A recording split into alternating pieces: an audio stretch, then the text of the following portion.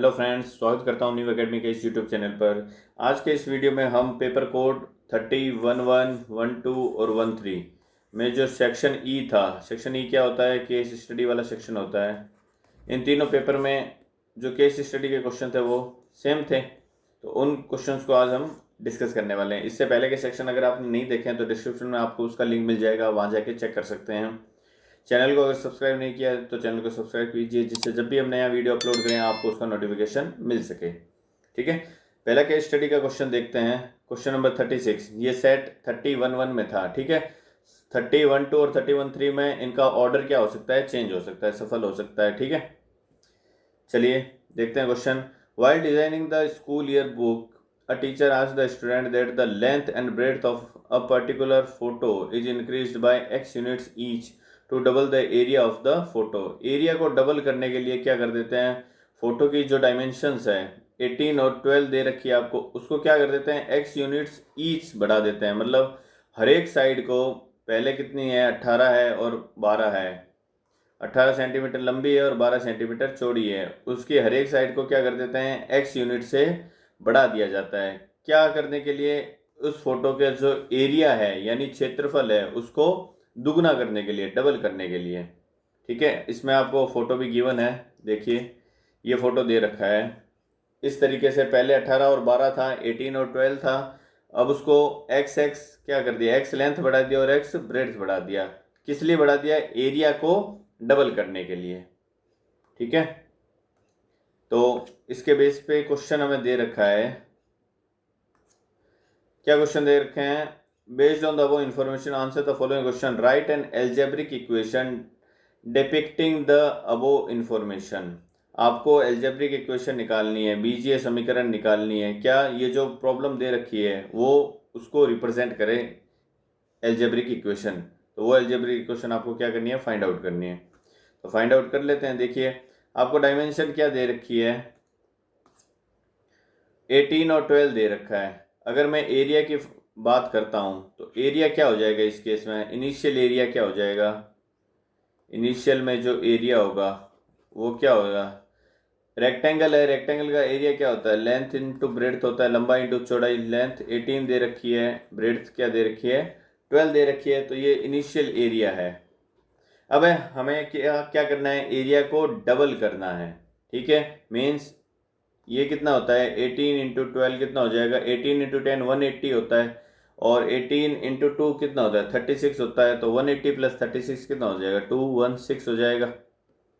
ये initial area है हमारे पास में। अब क्या किया है, जो साइड से उसको x यूनिट से बढ़ा दिया है, तो नाउ एरिया क्या हो जाएगा, फिर सेकंड केस में एरिया हो जाएगा, लेंथ कितनी हो जाएगी, x बढ़ा दी, और ब्रेड्थ भी क्या कर दी, x बढ़ा दी, मीन्स 12 प्लस एक्स हो गया। तो इस केस में एरिया क्या हो जाएगा, फिर 216 का डबल, 200 का डबल 400, 16 का डबल 32। तो ये क्या हो जाएगी, एक इक्वेशन हो जाएगी ये वाली, जो इस प्रॉब्लम को क्या करेगी, डिपिक्ट करेगी, इस समस्या को दर्शाएगी। ठीक है, जानकारी को दर्शाएगी। तो ये हो जाएगा फर्स्ट का आंसर आपका। सेकंड क्या दे रखा है, right the corresponding quadratic equation in standard form.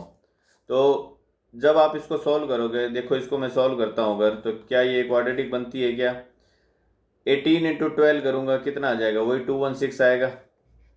18 into x करूँगा 18x आ जाएगा, x इंटू 12 करूँगा 12x आ जाएगा, और x इंटू एक्स करूँगा तो एक्स स्क्वायर आ जाएगा। इक्वल टू में क्या आ जाएगा इसके, 432। ठीक है, अब क्वाड्रेटिक इक्वेशन में रिप्रेजेंट करना है, तो क्वाड्रेटिक इक्वेशन की जनरल फॉर्म क्या होती है, या स्टैंडर्ड फॉर्म क्या होती है, ax square plus B X plus C equal to 0 होता है ना, स्टैंडर्ड फॉर्म क्वाड्रेटिक इक्वेशन का। तो इस फॉर्म में इसको रिप्रेजेंट करना है, मीन्स इक्वल के राइट हैंड साइड क्या होना चाहिए, 0 होना चाहिए, और जो भी टर्म्स है वो क्या होनी चाहिए, लेफ्ट हैंड साइड में। तो सभी टर्म्स को लेफ्ट हैंड साइड में ले लेता हूँ। देखिए पहले एक्स स्क्वायर का टर्म आएगा, तो एक्स स्क्वायर को सबसे आगे ले लिया, फिर एक्स का टर्म आएगा, तो 18 और 12 कितना हो गया, 30x, ये आ गया एक्स का टर्म। कांस्टेंट टर्म देखिए यहाँ 216 है और यहाँ 432 है, 432 हम लेफ्ट हैंड साइड लेके आएंगे तो माइनस का हो जाएगा, तो माइनस 432 और प्लस का 216, तो माइनस का क्या हो जाएगा, 216 हो जाएगा। तो ये क्या आ जाएगी, वो क्वाड्रेटिक इक्वेशन आ जाएगी स्टैंडर्ड फॉर्म में, जो इस प्रॉब्लम को क्या करेगी, शो करेगी, है ना। नेक्स्ट थर्ड क्वेश्चन क्या दे रखा है इसका, देखिए थर्ड क्वेश्चन देख लेते हैं। थर्ड क्वेश्चन दे रखा है what should be the new dimensions of the enlarged photo. ये कह रहा है एक्स यूनिट बढ़ाने के बाद में जो एनलार्ज फोटो, नया फोटो बना है, बड़ा हुआ फोटो, उसकी डायमेंशन क्या होगी। तो आपको एक्स की वैल्यू फाइंड आउट करनी है। तो एक्स की वैल्यू कैसे फाइंड आउट करेंगे, अभी हमने क्वाड्रेटिक इक्वेशन बनाई है, इसी इक्वेशन से फाइंड आउट करेंगे। X square plus 30x minus 216, तो ये क्या हो जाएगी, क्वाड्रेटिक इक्वेशन आ जाएगी। X square plus 30x minus 216, ये इक्वेशन बनी थी हमारी। अब इसको हमें क्या करना है, सिंप्लीफाई करना है। तो सिंप्लीफाई कैसे करते हैं या सॉल्व कैसे करते हैं, क्वाड्रेटिक को जो कांस्टेंट टर्म होता है उसको फर्स्ट टर्म से मल्टीप्लाई करते हैं। ठीक है, प्रोडक्ट क्या आ रहा है, -216x² आ रहा है। अब इसके दो ऐसे फैक्टर बनाते हैं जिनको सम करने पे क्या आना चाहिए, मिडल टर्म आना चाहिए। तो 216 क्या हो जाएगा, 36 इंटू 6 होता है, क्योंकि 36 इंटू 5 क्या होता है, 180 हो जाएगा। 180 में एक बार और 36 ऐड करूंगा तो क्या हो जाएगा, 216 हो जाएगा। हमें 30x प्लस का चाहिए, तो 36x जो है वो प्लस का ले लो और 6x जो है वो माइनस का ले लो। ठीक है, तो क्या हो जाएगी हमारी क्वाड्रेटिक इक्वेशन फिर, X square plus 36x minus 6x minus 216 equal to 0। First two term में कॉमन क्या आ रहा है, x कॉमन आ जाएगा, x प्लस 36 हो जाएगा। सेकेंड टर्म में कॉमन क्या आ रहा है, -6 कॉमन आ रहा है, x प्लस 36 हो जाएगा इक्वल टू 0। ओवरऑल कॉमन क्या आ रहा है, x प्लस 36 कॉमन आ रहा है। तो फर्स्ट टर्म में क्या बच जाएगा, कॉमन आने के बाद में x बच जाएगा, और सेकेंड टर्म में क्या बच जाएगा, -6 बच जाएगा इक्वल टू 0। इट मीन्स एक बार x की वैल्यू x प्लस 36 क्या होगा, 0 के इक्वल होगा। तो x क्या आ जाएगा इस केस में, -36। x -36 पॉसिबल नहीं है, बिकॉज ये तो साइड है, साइड कभी भी नेगेटिव नहीं हो सकती। ठीक है, बिकॉज क्या है, x क्या है, एक डायमेंशन है ना, और डायमेंशन कभी भी नेगेटिव नहीं हो सकती है। नेक्स्ट x -6 को मैं 0 के इक्वल अगर पुट करता हूँ तो x की वैल्यू क्या आ जाएगी हमारी, 6 आ जाएगी। x की वैल्यू 6 पॉसिबल है, बिल्कुल पॉसिबल है। तो ये भी 6 होगा और ये भी 6 होगा। तो न्यू डायमेंशन क्या आ जाएगी, लेंथ आ जाएगी इसकी, क्या, एक सेकेंड, लेंथ क्या आ जाएगी इसकी, लेंथ आ जाएगी 18 प्लस x है ना, 18 प्लस 6 ये आ जाएगा 24। और ब्रेड्थ क्या आ जाएगी, लंबाई 18 और 6 24 हो जाएगी। चौड़ाई क्या हो जाएगी, 12 प्लस 6 मीन्स 18। तो ये इसकी क्या आ जाएगी, न्यू डायमेंशन आ जाएगी। इसी के और में एक और क्वेश्चन दे रखा है, वो भी कर लेते हैं। Can any rational value of x make the new area equal to 220 of centimetre square. ये कह रहा है x का कोई ऐसा परिमेय मान पॉसिबल है क्या, है कोई ऐसे रेशनल वैल्यू पॉसिबल है जिससे जो नया एरिया है, न्यू एरिया, वो क्या हो जाए, 220 सेंटीमीटर स्क्वायर के इक्वल आ जाए। तो न्यू एरिया कैसे निकलेगा, अभी हमने इक्वेशन निकाली थी इसकी, देखिए एरिया क्या होगा, 18 प्लस एक्स। हमें x की वैल्यू फाइंड आउट करनी है, चेक करना है x क्या है, रैशनल नंबर है या नहीं हो सकता इस केस में, जब एरिया 220 आ जाए। तो एरिया निकालूं अगर मैं, तो एरिया क्या हो जाएगा, लेंथ इंटू ब्रेड्थ, और ये इक्वल दे रखा है किसके, 220 के। तो अगर मैं इसको मल्टीप्लाई करता हूँ फिर से, तो ये क्या बनेगा, 18 इंटू 12 216 बनेगा, प्लस 18x आ जाएगा, प्लस 12x आ जाएगा, और प्लस में एक्स स्क्वायर आ जाएगा, और ये किसके इक्वल हो जाएगा, 220 के इक्वल हो जाएगा। एक्स स्क्वायर प्लस 18 और 12 कितना हो जाएगा, 30x। ये 220 इस तरफ ट्रांसफर होगा, माइनस का हो जाएगा, प्लस का 216 है और माइनस का 220 है, तो माइनस का कितना हो जाएगा, 4 आ जाएगा इक्वल टू 0। तो ये क्वाड्रेटिक इक्वेशन आ गई है हमारे पास में। अब ये क्वाड्रेटिक इक्वेशन हमें रैशनल वैल्यू दे रही है या नहीं दे रही है, हमें चेक करना है। तो कोई भी क्वाड्रेटिक इक्वेशन रैशनल वैल्यू कब देती है, जब उसका डिस्क्रिमिनेंट या विवेचक कैपिटल डी जो है वो क्या होना चाहिए, परफेक्ट स्क्वायर होना चाहिए। ठीक है, और जो ए बी सी कोफिशियंट है वो भी क्या होने चाहिए, रैशनल होने चाहिए। तो ये ए बी सी कोफिशियंट तो रैशनल दिख ही रहे हैं मुझे। ठीक है, आप चेक कर लो क्या डी परफेक्ट स्क्वायर बन रहा है क्या। तो कैपिटल डी इक्वल टू क्या होता है, बी स्क्वायर माइनस 4ac होता है। बी स्क्वायर माइनस 4ac, तो बी स्क्वायर कितना हो जाएगा 30 का स्क्वायर 900 माइनस 4, ए की वैल्यू 1 है, सी की वैल्यू -4 है, तो ये कितना आ जाएगा 4 और 4 इंटू 4 कितना हो जाएगा 16, और माइनस का है तो ये हो जाएगा प्लस का, तो कैपिटल डी की वैल्यू जो आएगी वो क्या आ जाएगी 900 प्लस 16 मीन्स 916। क्या 916 परफेक्ट स्क्वायर है क्या? नहीं है, बिकॉज 30 का स्क्वायर कितना होता है 900, और 31 का जो स्क्वायर होता है वो कितना होता है 961 होता है सीधा। ठीक है, तो 916 जो है वो इन दोनों के बीच में कहीं आ रहा है, बट परफेक्ट स्क्वायर नहीं है कैपिटल डी। तो जब ये कैपिटल डी परफेक्ट स्क्वायर नहीं है, इट मीन्स एक्स की कोई भी ऐसी रेशनल वैल्यू पॉसिबल नहीं होगी जिससे ये एरिया क्या बन जाए 220 सेंटीमीटर स्क्वायर हो जाए। ओके, तो ये केस स्टडी का जो फर्स्ट सिचुएशन हमें गिवन थी उसको हमने डिस्कस कर लिया। नेक्स्ट देख लेते हैं, नेक्स्ट क्या है। नेक्स्ट इसमें आपको दे रखा है India meteorological department observe seasonal and annual rainfall every year in different sub divisions of country. It helps them to compare and analyze the results. The table given below shows subdivisions wise seasonal rainfall. ये एक rainfall दे रखा है, area wise दे रखा है।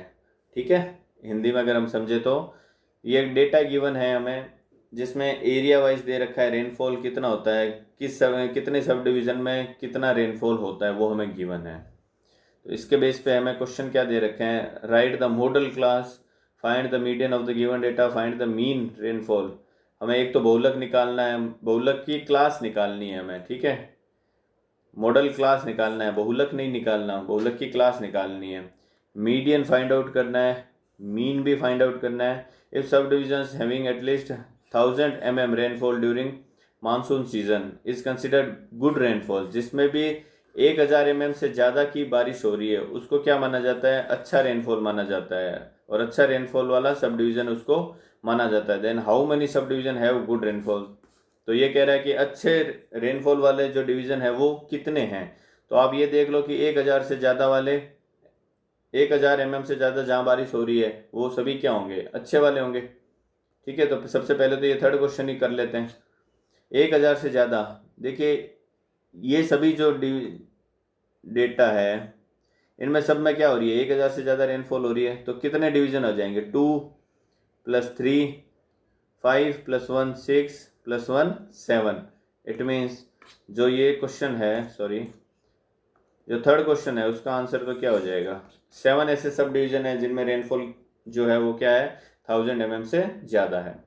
First question आप देख लेते हैं, राइट द मॉडल क्लास। ये कह रहा है मॉडल क्लास कौन सी है, तो मॉडल क्लास कौन सी होती है जिसकी फ्रिक्वेंसी सबसे ज़्यादा, वही हमारी क्या होती है मॉडल क्लास होती है। तो फ्रिक्वेंसी सबसे ज़्यादा किसकी है 7 फ्रिक्वेंसी सबसे ज़्यादा है, तो यही हमारी क्या हो जाएगी फिर मॉडल क्लास हो जाएगी। ये हमारी क्या हो गई मॉडल क्लास। तो फर्स्ट का आंसर क्या हो गया 600 to 800, ये हो गया फर्स्ट का आंसर। बहुलक वर्ग क्या हो जाएगा, जिसकी आवृत्ति सबसे ज़्यादा है वही हमारे क्या होता है बहुलक वर्ग होता है। तो 600 to 800 क्या हो जाएगा इसका मॉडल क्लास हो जाएगा। नेक्स्ट अब देखिए, find the median of the given data. हमें ये जो डेटा दे रखा है इसका क्या निकालना है, मीडियन फाइंड आउट करना है। तो मीडियन फाइंड आउट करने के लिए सबसे पहले तो हमें क्या करना पड़ता है, CF फाइंड आउट करना पड़ता है। तो अगर मैं इसकी CF निकालूँ, CF क्या आ जाएगा इसका, ये एज इट इज आ जाएगा। CF के लिए क्या करते हैं 2 + 4 करेंगे 6 आ जाएगा, 6 + 7 करेंगे 13 आ जाएगा, 13 + 4 करेंगे 17 आ जाएगा, 17 + 2 करेंगे 19 हो जाएगा, 19 और 3 कितना हो जाएगा 22 हो जाएगा, 22 + 1 ये 23 आ जाएगा, 23 + 1 24 आ जाएगा। ऐसे ही तो निकालते हैं ना, इसको ऐड कर दिया फिर इसको इसके साथ ऐड कर दिया फिर इसको इसके साथ ऐड कर दिया, ऐसे ही CF निकलेगा आपका। अब CF निकालने के बाद में आपको क्या फाइंड आउट करना होता है n/2। n कितना आएगा यहाँ पे 24, जो लास्ट CF होता है वही इन फ्रीक्वेंसी का क्या होता है सम होता है। तो सबसे पहले आपको क्या फाइंड आउट करना है n/2 फाइंड आउट कर लो। तो n/2 कितना हो गया 24/2 मीन्स 12। तो 12 से जस्ट ग्रेटर CF जो है, 12 से जस्ट ग्रेटर CF कितनी है 13। 12 से जस्ट ग्रेटर CF जो 13 है उसी वाली जो क्लास है वही क्लास हमारी क्या बनेगी, ये मीडियन क्लास बन जाएगी।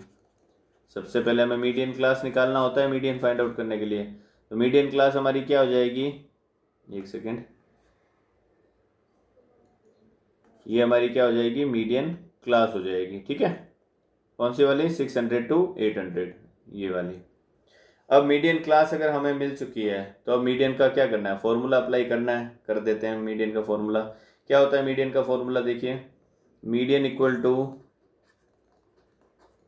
होता है L plus n/2 minus C F upon F into क्या होता है, एच होता है।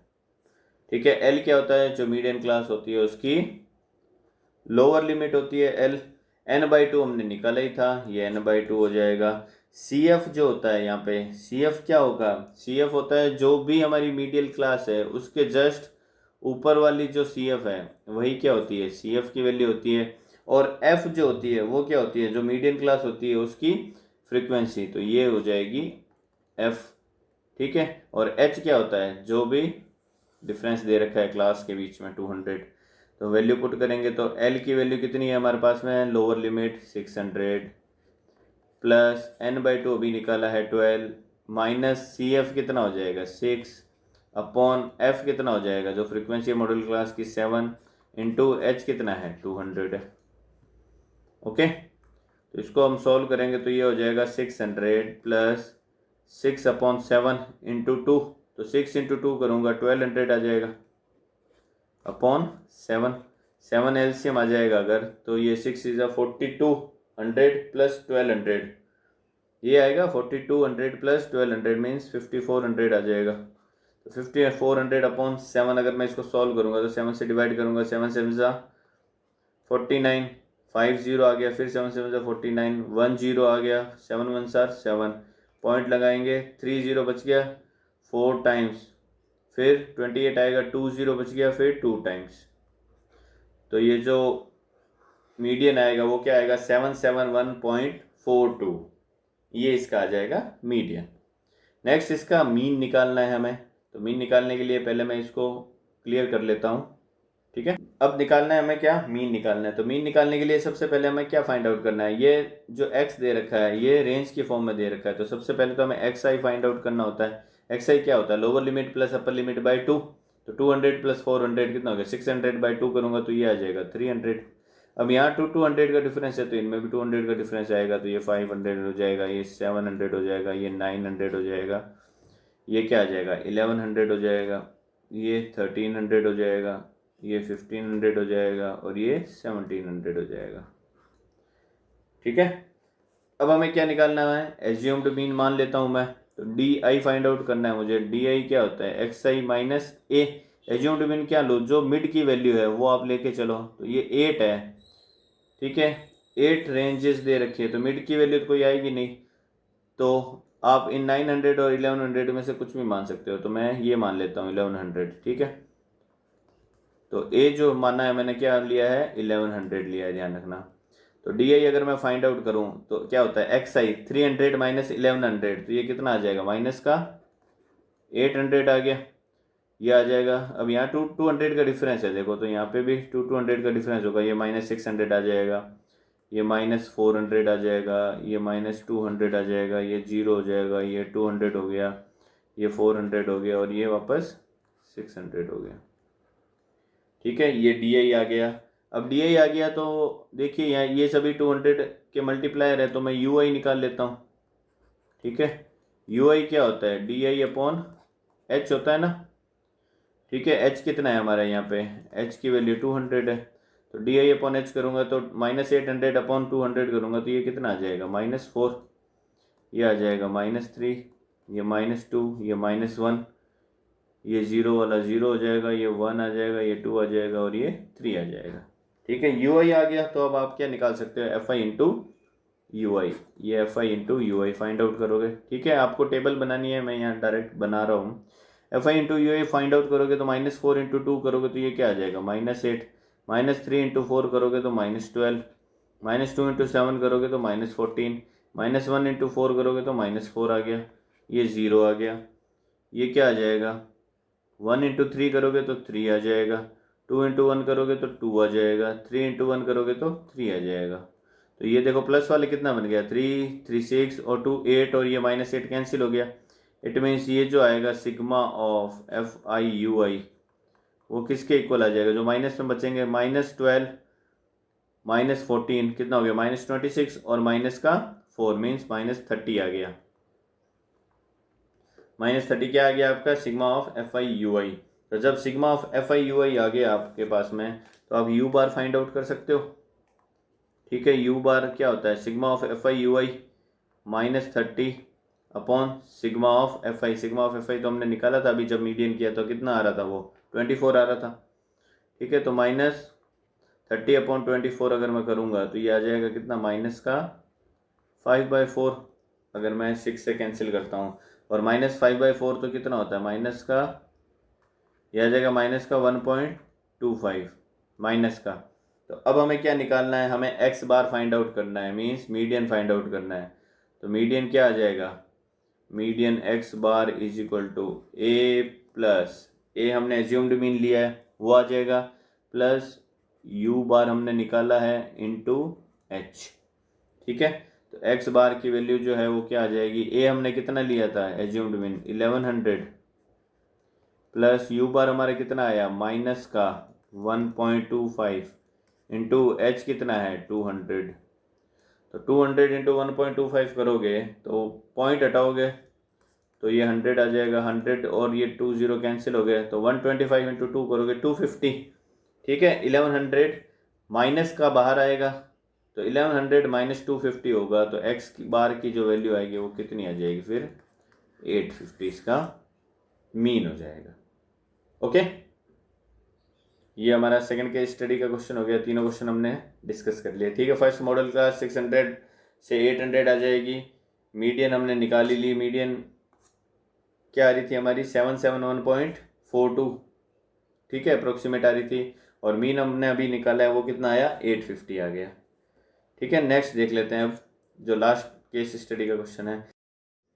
इस क्वेश्चन में हमें दे रखा है the discus throw is an event in which an athlete attempts to throw a discus. ये क्या कहता है कि एक डिस्कस थ्रो जो होता है वो एक ऐसा इवेंट होता है जिसमें एथलीट जो होता है वो एक डिस्कस को फेंकने का प्रयास करता है। डिस्कस को हिंदी में क्या कहते हैं, एक चकती होती है। ठीक है, डिस्क टाइप की जो सीढ़ी होती है ना उस टाइप की होती है, बड़ी होती है, थोड़ा वेट ज़्यादा होता है। जो एथलीट होता है वो उसको क्या करने का प्रयास करता है, फेंकने का प्रयास करता है। इसके लिए एथलीट क्या करता है, एथलीट एक सर्कल में 1.5 बार वामाव्रत दिशा में एंटी क्लॉकवाइज डायरेक्शन में 1.5 सर्कल घूमता है और फिर क्या करता है डिस्क को छोड़ता है। तो जो डिस्क होती है when released the disc travels along tangent to the circular path. तो जो डिस्क होती है वो जो सर्कल पे टेंजेंट होती है उस पाथ पे क्या करती है, मूव करती है। मीन्स जो वृत्त की स्पर्श रेखा होती है उस दिशा में क्या करती है, वो जो डिस्क होती है वो गति करती है। ठीक है, तो ये हमें इन्फॉर्मेशन गिवन है, इसके बेस पे हमें क्वेश्चन दे रखा है। ओके, ये डायग्राम भी बना रखा है इन्होंने कि कैसे जो है वो टेंजेंट की फॉर्म में मूव होती है। तो ये सर्कल है और ये क्या दे रखा है इस पे, ये टेंजेंट की फॉर्म में यहाँ से ये डिस्क जा रही है टेंजेंट। तो ए बी क्या है, एक टेंजेंट दे रखी है इसकी। In the given figure A B is one such tangent. ठीक है, ए बी टेंजेंट दे रखी है to a circle of radius. ये एक सर्कल है जिसकी रेडियस क्या है 75 सेंटीमीटर है। Point O is centre, point जो है वो क्या है सेंटर है इसका। एंड ए बी ओ ये 30 डिग्री दे रखा है। पी क्यू क्या है, ये दोनों एक दूसरे के पैरेलल है। तो इसके बेस पे हमें आंसर देना है बेस्ड ऑन द वो information. Find the length A B, हमें ये A B length find out करनी है। ठीक है, तो ए बी लेंथ देखिए, अगर मैं बात करता हूँ ट्राइंगल ए ओ बी की अगर मैं बात करूँ तो ट्राइंगल ए ओ बी में क्या दिख रहा है हमें, ये 30 डिग्री दिख रहा है। इस एंगल के जस्ट अपोजिट क्या होता है परपेंडिकुलर। ठीक है, तो ये परपेंडिकुलर हो गया और ये सबसे बड़ी ये 90 डिग्री होता है। ठीक है, टेंजेंट का जो ये टचिंग पॉइंट होता है, ये रेडियस को अगर हम इससे मिलाते हैं तो रेडियस के टेंजेंट ऑलवेज क्या होती है परपेंडिकुलर होती है। तो ये हमारे क्या हो गया हाइपोटेन्यूज हो गया ओ बी। तो ए बी क्या हो गया बेस हो गया। तो हमें क्या क्या यूज लेना है, परपेंडिकुलर और बेस को यूज लेके ए बी निकालना है। तो परपेंडिकुलर और बेस किस में होते हैं टेन थीटा में। इट मीन्स अगर मैं यहाँ से टेन 30 की वैल्यू फाइंड आउट करता हूँ, टेन 30 डिग्री इक्वल टू क्या हो जाएगा ओ ए अपॉन ए बी नहीं हो जाएगा क्या, बिल्कुल हो जाएगा। तो टेन 30 कितना होता है 1/√3। तो 1/√3 इक्वल टू ओ ए कितना दे रखा है 75 दे रखा है अपॉन ए बी। तो यहाँ से अगर मैं क्रॉस मल्टीप्लाई करूँगा तो ए बी की वैल्यू कितनी आ जाएगी 75 इंटू √3। तो ये तो हमारे क्या आ गया, ए बी आ गया 75 इंटू √3। नेक्स्ट क्या फाइंड आउट करना है, फर्स्ट हो गया। सेकंड में फाइंड आउट करना है ओ बी। तो ओ बी निकालना है मीन्स हाइपोटेन्यूज निकालना है। तो एक तरीका तो ये है कि आप perpendicular square plus base square कर दो तो हाइपोटेन्यूज स्क्वायर निकल जाएगा, ठीक है। या फिर हमारे पास परपेंडिकुलर भी है, बेस भी है, हाइपोटेन्यूज फाइंड आउट करना है। तो अगर मैं यहाँ पे sin 30 निकाल दूँ, अगर मैं sin 30 डिग्री की वैल्यू निकालूँ यहाँ पे, तो sin 30 इक्वल टू क्या हो जाएगा, परपेंडिकुलर ओ ए अपॉन हाइपोटेन्यूज ओ बी। इससे भी निकल जाएगा ना। तो sin 30 कितना होता है 1/2, ओ ए कितना है 75, ओ बी आ जाएगा यहाँ से। ओ बी क्या आ जाएगा 75 इंटू 2 हो जाएगा। तो ओ बी की वैल्यू आ जाएगी आपकी 150, 150, ठीक है। ओ बी जो है वो क्या आ जाएगा 150 हो जाएगा। नेक्स्ट इसकी वैल्यू 150 आ गई, इसकी वैल्यू आ गई 75 √3 फर्स्ट वाले की। Next C, find the length of A P. हमें इस ए पी की लेंथ फाइंड आउट करनी है, ठीक है। और इसके और में क्या दे रखा है, find the length of P Q. ये पी क्यू, इसकी भी लेंथ हमें फाइंड आउट करनी है, ठीक है। तो एक चीज़ मुझे बताइए, इसमें अगर मैं बात करूं ट्राइंगल बी पी क्यू की और ट्राइंगल बी ए ओ की, तो क्या ये दोनों ट्राइंगल सिमिलर ट्राइंगल नहीं है क्या। एंगल बी कॉमन है, ठीक है। एंगल बी पी क्यू और एंगल बी ए ओ जो है वो 90 डिग्री है, ठीक है। तो दो अगर एंगल सेम हो गए तो बाय ए क्राइटेरिया ये दोनों ट्राइंगल क्या हो जाएंगे, एक दूसरे के सिमिलर हो जाएंगे। और जब ट्राइंगल एक दूसरे के सिमिलर हो रही है तो उनके करस्पॉन्डिंग साइड का जो रेशियो है वो क्या रहेगा, सेम रहेगा हमेशा। इट मीन्स मैं ये कह सकता हूँ कि इस केस में जो B P upon P A है वो इक्वल होगा किसके, B Q upon O Q के, ठीक है। ये लिख सकता हूँ ना मैं। या फिर मैं इसको ऐसे भी लिख सकता हूँ, कैसे, मैं इसको B P upon P A ना लिख के, क्योंकि हमारे पास में बी पी और पी ए दोनों ही नहीं है, ठीक है। तो मैं इसमें क्या लिख लूँ, B P upon A B लिख लेता हूँ। B P upon A B अगर मैं फाइंड आउट करूँ यहाँ से, तो इसके करस्पॉन्डिंग साइड क्या होगी फिर, B Q upon B O हो जाएगा। ये हो जाएगा बी ओ, ठीक है। अब B Q upon B O हमारे पास में कितना है 150 है। और ओ क्यू कितना है, ओ क्यू तो रेडियस नहीं है क्या सर्कल की, तो ये 75 है, तो ये भी 75 होगा, ठीक है। अगर ये दोनों 75 75 है मीन्स ये 1:1 है, तो ये भी क्या होगा 1:1 नहीं होगा क्या, ओके। तो वैल्यू पुट कर देता हूं, देखिए B P upon A B equal to क्या आ जाएगा, देखिए बी क्यू कितना है 75 अपॉन में बी ओ कितना है 150। तो ये कितना आ गया 1/2। इट मीन्स बी पी और ए बी कितना आ गया, B P upon A B का जो रेशियो है वो क्या आ गया 1:2 आ गया। इट मीन्स मैं ये कह सकता हूँ कि जो ए बी है वो 2 टाइम्स ऑफ बी पी है, ठीक है। अगर A B 2 times of B P है, इट मीन्स मैं ए पी अगर फाइंड आउट करता हूँ या मैं बी पी फाइंड आउट करूँ, बी पी क्या हो जाएगा, बी पी हो जाएगा AB/2। ए बी हमने अभी फाइंड आउट किया है, ए बी कितना आया था 75√3, ठीक है, बाय 2। ये किसकी आ जाएगी वैल्यू, बी पी की आ जाएगी। तो बी पी अगर 75√3/2 है तो ए पी भी क्या होगा 75√3/2 आएगा, बिकॉज रेशियो 1:1 ही रहना है, ठीक है। या फिर इसको आप ऐसे भी निकाल सकते हो कि ए पी मुझे फाइंड आउट करना है, तो ए पी इक्वल टू क्या हो जाएगा, A B minus B P हो जाएगा। तो ये 75√3 है और ये 75√3/2 है।